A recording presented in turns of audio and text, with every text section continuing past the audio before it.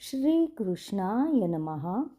मया प्रसन्नेन तवार्जुनेदं रूपं परं दर्शितमात्मयोगात्।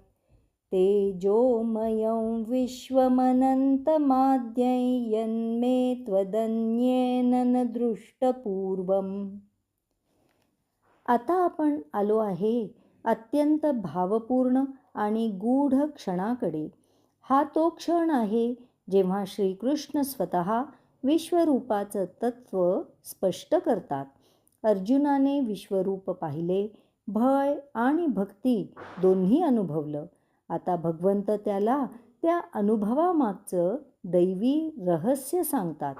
श्रीकृष्ण म्हणतात, अर्जुना, माझ्या प्रसन्नतेमुळे मी तुला हे परमरूप दाखवलं आहे।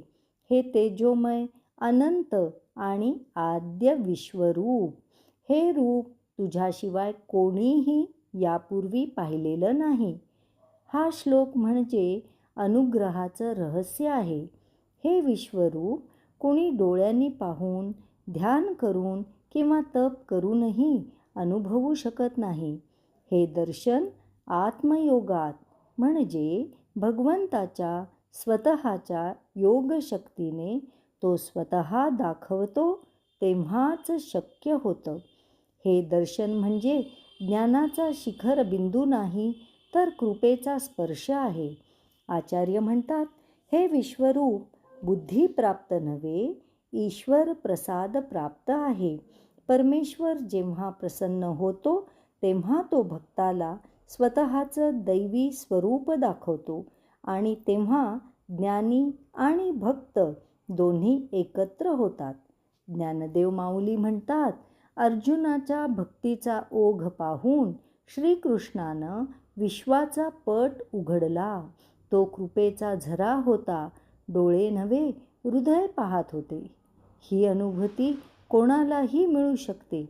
जेव्हा अहंकार निवतो, भक्ती फुलते आणि हृदय पूर्णपणे शुद्ध होते, तेव्हा परमेश्वर स्वतःचं तेजोमय रूप आपल्याला जाणवू देतो। कृपा हेच जीवनाचं सर्वात मोठं वरदान आहे। ती कमवता येत नाही, पण पात्रता निर्माण करता येते, नम्रता, श्रद्धा आणि भक्तिभावातून। त्यासाठी दृष्टी नव्हे, दृष्टिकोन बदलावा लागतो। श्रीकृष्ण शरणं मम।